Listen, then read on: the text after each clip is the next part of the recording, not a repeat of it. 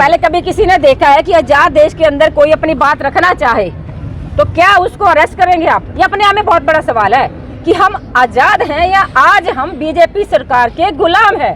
पर जो हालात अभी इन लोगों ने दिखाए, हमें वहां से निकालते निकालते यहाँ तक लेकर आए हैं। एक बात बहुत क्लियर है, आज हर चीज मोदी जी की गुलाम है और उस गुलामी का ये नतीजा है कि you have no right to speak. आपके बोलने पे बैन है, आपके काम करने पे बैन है, आपके चलने पे बैन है। संसद भवन का उद्घाटन किसे करना चाहिए था? राष्ट्रपति जी को। तो मोदी जी क्यों कर रहे हैं? बेटी बचाओ बेटी पढ़ाओ, तो एक बार चलकर इन बेटियों के पास तो आते तो शायद पूरा देश आज आपकी जय जय कर रहा होता। ये हमारा आजाद देश है। Modi ji really very shameful for us कि ये हालात हमारे देश के आज हैं कि हमें कहा जा रहा निकलो निकलो निकलो। कमाल है। साथियों के थ्रू कहना चाहूंगी, एक बेटी हूँ, एक बहन हूँ और अफसोस जाहिर कर रही हूँ कि ये हमारे देश की ये फिल्म है, ब्लैक एंड व्हाइट फिल्म। रंगीन फिल्म तो उधर चल रही है संसद के अंदर, जहां मोदी जी एक राजा की तरह चलकर आते हैं और पूरी तरह से उनका जितना मीडिया, गोदी मीडिया वहां खड़ा दिखा रहा है संसद का उद्घाटन, जबकि संसद का उद्घाटन राष्ट्रपति को हक करने का पर मोदी जी कर रहे हैं। और दूसरी तरफ देश की बेटियां बैठी हैं। पहली बात, उन्हें कहाँ ले गए किसी को नहीं पता, वो बेटियां कहाँ गई हैं। दूसरी बात, वहां से बाउंड्री लाइन बना दी गई है और धीरे धीरे धीरे धीरे वहां भी खड़े नहीं होने दे रहे हैं। क्या हम आजाद देश में रह रहे हैं? क्या ये आजाद देश है? क्वेश्चन मार्क अपने आप में बहुत बड़ा है। और मैं आपके थ्रू, मीडिया के थ्रू, घर में बैठी हर बहन बेटी से कह रही हूँ, आज ये इन बेटियों के साथ हुआ है, कल हमारे साथ भी हो सकता है। एक आवाज देश की बनकर हर बेटी, अगर ये हमें आज रोक सकते हैं तो कल आप यहाँ पे आओ, परसों आओ और इस जनता को ये दिखाना पड़ेगा, मोदी सरकार को, कि ना हम डरते थे, ना हम डरते हैं, ना हम डरेंगे। आजाद देश के वासी हैं। दूसरी फिल्म आज आपने देखी, एक तरफ रंगीन, एक तरफ ब्लैक एंड व्हाइट। बेटियां कहाँ है किसी को नहीं पता, कहाँ ले गए किसी को नहीं पता, टेंट उखाड़ दिए गए हैं और अब हालात मैम आपने अंदर का नजारा देखा, अंदर क्या किस तरह का हालात है? जाने दे रहे? आप मुझे ये बताओ, इन्होंने आज ये हालात किया है, इनको पता है कौन कौन से लोग किसान आंदोलन में इन्वॉल्व थे। मैं 13 महीना किसान आंदोलन में रही हूँ। इन्होंने उनके घरों के बाहर रात से ही सीआईडी के लोग बिठा दिए गए कि यह जाने नहीं चाहिए। हम आधे रास्ते तक आए हैं, सीआईडी की गाड़ी हमारे पीछे थी, हम लोग रास्ते में रुके, गुमराह किया, रुके आधा घंटा, फिर हम यहाँ पे आए, फिर रास्ते में बॉर्डर पे हमारी गाड़ी रोकी जाती है, पूछा था कहाँ जा रहे हो? तो क्या आजाद देश के अंदर, क्या मुझे I am a tax payer, मुझे ये बताना पड़ेगा मैं क्या जा रही हूँ, कहाँ जा रही हूँ, क्यों जा रही हूँ? मेरा राइट है, मेरे फंडामेंटल राइट्स को ये कैसे तोड़ सकते हैं, कैसे खत्म कर सकते हैं? यहाँ आने के बाद चारों तरफ बाउंड्री से कहीं अंदर पैदल भी नहीं आया जाता। कहाँ से आए हैं, कहाँ का आपको चेकिंग किया गया, कहाँ का आपको? मैं फरीदाबाद से आई हूँ। सबसे पहले मेरे खुद के घर के बाहर ही सीआईडी थी। कल से पता कर रहे हैं लगातार कि आप लोग जाएंगे या नहीं जाएंगे। मैंने कहा सर हम नहीं जाएंगे, हमें पता था जाने नहीं देंगे। और आपने भी देखा होगा जितने लोग इन्वॉल्व हैं उनको यहाँ नहीं आने दिया गया। बसों की बसें बॉर्डर्स पे रोकी गई हैं, चाहे वो यूपी बॉर्डर हो चाहे हरियाणा के बॉर्डर। छुप आए हैं? मैं छुप कर क्यों आऊंगी? हाँ। मैंने आपसे ये कहा, जब सीआईडी ने आधे रास्ते तक हम लोगों को किया, हाँ। हम लोग रास्ते में रुके कि हम नहीं जा रहे हैं वहाँ पे। हाँ। उसके बाद हम आए हैं, फरीदाबाद बॉर्डर पे हमारी गाड़ी रोकी गई कि आप लोग कहाँ जा रहे हैं। तो मेरा सवाल तब भी यही था, तो झंडा देख के रोक रहे हैं या बिना झंडे के आए हम? कोई झंडा नहीं गाड़ी में, गाड़ी बदल कर आए हैं। इनफैक्ट जिन गाड़ियों के नंबर हमारे सीआईडी के पास हैं उन गाड़ियों को भी बदल कर आए हैं, तब भी इतनी इंक्वायरी हो रही है। आपके नंबर उनके पास क्यों है? क्या आपको आतंकवादी थोड़ी है? आप तो एक आम नागरिक हैं। ऐसे हम किसान आंदोलन में इन्वॉल्व थे, 13 महीने हम किसान आंदोलन में रहे और इन सरकार की हर जाति को हमने सहा है। हमने बॉर्डर्स पे पूरा लगातार रहने की वजह से इन्होंने हम पे केस भी दर्ज कराए हैं, वो केस भी हम पे चल रहे हैं। तो हम देश के हर उन शख्स के साथ हैं, चाहे वो किसान थे चाहे पहलवान बेटियां हैं, कि जहां गलत होगा हम उन्हें सपोर्ट करेंगे। पर इन लोगों के पास वो लिस्ट है, इनफैक्ट हर शहर की, हर गांव की, ये उन लोगों को पहले होल्ड करते हैं। क्या किसान आंदोलन के जितने भी जो साथी पहले प्रदर्शन कर रहे थे वही अभी प्रदर्शन कर रहे हैं? क्या दोनों ये जो प्रदर्शन किए गए संयुक्त प्रदर्शन है? जी मैं आपको ये कहना चाहूंगी, अब पहलवान बेटियां खड़ी थी, यहाँ किसान आंदोलन नहीं खड़ा था। पर जब किसान आंदोलन में, शायद आप में से बहुत सारे मेरे साथी ऐसे होंगे जिनके परिवार कहीं ना कहीं से किसान से जुड़े हुए हैं। हमारे माँ बाप, दादा दादा कुछ तो होंगे किसानों में, किसानी के अंदर। अगर कहीं पे गलत होता हो, किसान जमीन से जुड़ा हुआ शख्स है, अगर वो आकर इनकी मदद करना चाहते तो गलत क्या करता है? उन्होंने एक संयुक्त किसान मोर्चा बनाया है। एक आवाज के ऊपर लाखों लोग इकट्ठे होते हैं उनकी एक आवाज पे, चाहे वो यूपी, चाहे बिहार, चाहे राजस्थान, चाहे पंजाब, चाहे हरियाणा।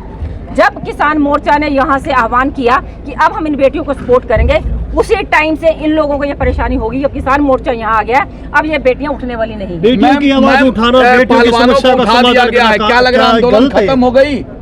क्या माना जाए आंदोलन खत्म हो गया? टेंट हटा दी गई है पुलिस के द्वारा। ऐसा है, आपने किसान आंदोलन देखा होगा, टेंट बहुत बार उखाड़े गए थे, बहुत बार मारा पीटा गया था, बहुत बार नजर उनको ऐसा कौन सा काम था जब तब इन्होंने नहीं किया था।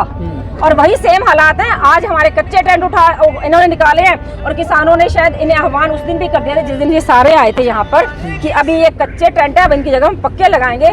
और वो किसान हैं, वो डरते नहीं हैं, अगर वो कह कर गए वो डेफिनेटली लगाएंगे। जंतर मंतर फिर से दोबारा से बैठने जा रहे हैं जल्दी, शाम तक या कब तक? देखिए पहले छोड़े तो सही, पहले कभी किसी ने देखा है कि आजाद देश के अंदर कोई अपनी बात रखना चाहे तो क्या उसको अरेस्ट करेंगे आप? ये अपने आप में बहुत बड़ा सवाल है कि हम आजाद हैं या आज हम बीजेपी सरकार के गुलाम हैं। पर जो हालात अभी इन लोगों ने दिखाए, हमें वहां से निकालते निकालते यहाँ तक लेकर आए हैं। एक बात बहुत क्लियर है, आज हर चीज मोदी जी की गुलाम है और उस गुलामी का ये नतीजा है कि you have no right to speak. आपके बोलने पे बैन है, आपके काम करने पे बैन है, आपके चलने पे बैन है। ये खड़े मेरे भाई एक मीडिया वाले, ये भी किसान आंदोलन में ये भी बताएंगे कि लगातार क्या हालात वहाँ पे रहे हैं। नए संसद भवन का उद्घाटन हुआ और प्रधानमंत्री जी कह रहे हैं नया इंडिया बना रहे हैं हम। तो ये नया इंडिया आपने देखा है ना, लोकतंत्र की जननी है भारत। देखिए लोकतंत्र की हत्या करने वाले जो हैं वो बीजेपी सरकार से बेटर कोई भी नहीं है। मैं तो खुलकर कहना चाहूंगी, जब एक तड़ीपार को गृह मंत्री बना दिया तो देश के हालात वैसे ही होंगे जैसे होने चाहिए थे, जिसे तो होना चाहिए था। काला पानी वो देश चला रहा है और जिन बच्चों को देश चलाने चाहिए थे उन लोगों को छुपा दिया गया। वो तो जनता के द्वारा चुने हुए प्रतिनिधि है। आज मुझे ये बता दिए, ये जनता के तो बच्चे हैं तो क्या राइट नहीं है अपनी बात कहने का? लोकतंत्र है, डेमोक्रेसी है कि डिक्टेटरशिप है? पर ये प्रूव कर रहे हैं डिक्टेटरशिप है। आप ही मुझे सवाल का जवाब दीजिए, संसद भवन का उद्घाटन किसे करना चाहिए था? राष्ट्रपति जी को? तो मोदी जी क्यों कर रहे हैं? तो कहाँ पे है आपको दिक्कत क्या है? प्रधानमंत्री जी अगर उद्घाटन कर दिए तो? मुझे प्रधानमंत्री जी से कोई दिक्कत नहीं है। मैं प्रधानमंत्री जी सिर्फ इतना कहना चाहती हूँ, आप हमारे देश के राजा हैं और राजा को जनता और प्रजा चुनती है। और जब प्रजा चुनती है, जब कोई बच्चा परेशान होता है तो जिसे चुना जाता है वो उसके पास जाता है। अगर किसान थे, उन्हें को दिक्कत आई, वो अपने राजा के पास गए। पहलवानों को दिक्कत आई, वो अपने राजा के पास गए। तो क्या राजा का राइट नहीं बनता कि वो अपने बच्चों की बात सुने या अपनी प्रजा की बात सुने? आप सिर्फ अपनी मन की बात करके जाते हैं। कभी भी कोई राजा क्या अपनी जनता की, अपनी प्रजा की बात नहीं सुनता? पहली बार ऐसा राजा है जो अपनी प्रजा की बात सुनना ही नहीं चाहता। लेकिन सुप्रीम कोर्ट भी सुनने को तैयार नहीं, उसने खारिज कर दिया। मैं तो जी सीधी बात कह रही हूँ, चाहे कोई भी कोर्ट हो, हाई कोर्ट हो, सुप्रीम कोर्ट हो, किसका है? इनका है। जिसकी चाहेगा सुनेगा, जिसकी चाहेगा नहीं सुनेगा। आप थोड़ी देर बाद हो सकता है हम में से किसी को उठा के अंदर डाल दिया जाए, आप ढूंढते रहिएगा कहाँ पे हो आप। हो सकता है हम में से किसी के ऊपर केसेस लगा दिए जाए, आप ढूंढते रहिएगा कहाँ पे है। किस को क्या क्या इल्जाम लगा दें, जो बोलेगा उस पर सीडी, ईडी, सीआईडी जो चाहे ये कर सकते हैं। इन्हें राइट है अपनी बात बनवाने का। अगर आप नहीं मानेंगे तो अंदर जाएंगे और लोग आपको ढूंढते रहेंगे। मैम पहलवान गिरफ्तार डिटेन हो गए हैं, कुछ पता है कहाँ गए हैं? बात हुई है आपको फोन से? आप ये बताइए, जब किसी को गिरफ्तार किया जाता है क्या फोन उसके पास रहने दिया जाता है? रहने दिया जाता है? फोन सबसे पहले लिए जाते हैं हर चीज को। यहाँ से तो आप थोड़ी देर पहले तक लाइव भी नहीं कर सकते थे, है ना, जैमर लगे हुए थे। तो कैसे आप बताइए वो बात कर सकते हैं? पहलवान कहाँ है किसी को नहीं पता। पर फिर आपके थ्रू मैं प्रधानमंत्री जी से आपसे एक बात कहना चाहती हूँ। यहाँ से आप सिर्फ 700 मीटर की दूरी पे बैठे हैं और अगर आप वाकई बेटियों से प्यार करते, जो नारा देते हैं बेटी बचाओ बेटी पढ़ाओ, तो एक बार चलकर इन बेटियों के पास तो आते तो शायद पूरा देश आज आपकी जय कर रहा होता कि ये हमारा सच्चा प्रधानमंत्री है जो बेटियों की बात सुन रहा है। तो उनके घर की बेटी है। घर की बेटी अगर होती भाई तो यहाँ ना बैठी होती। नहीं, वो तो मेडल जीत के आई थी तो कह रहे थे ना प्रधानमंत्री जी। एक बात बताओ, बेटी जिसकी है उसी की होगी, किसी और को तकलीफ क्यों नहीं है? बताइए ना।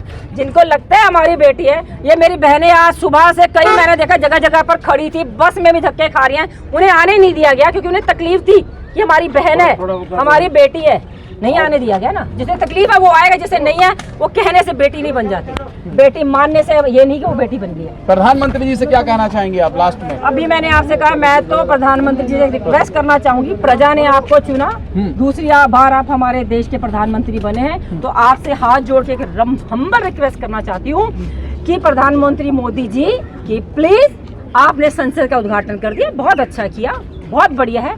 थोड़े कदम चलकर आप जंतर मंतर पे आइए, उन बेटियों को छुड़ाकर यहाँ लाइए और सिर्फ एक बार पूछिए कि बेटियों तुम क्या चाहती हो, और शायद वहीं से उन बेटियों का मन बदल जाए। आप चाहे वो संदीप सिंह था, चाहे ये ब्रिजभूषण है, आप इनको तो अपनी शरण में ले रहे हैं, पर जिन बेटियों को लेना चाह रहा था उनको नहीं ले रहे हैं। बहुत ही अफसोस की बात है।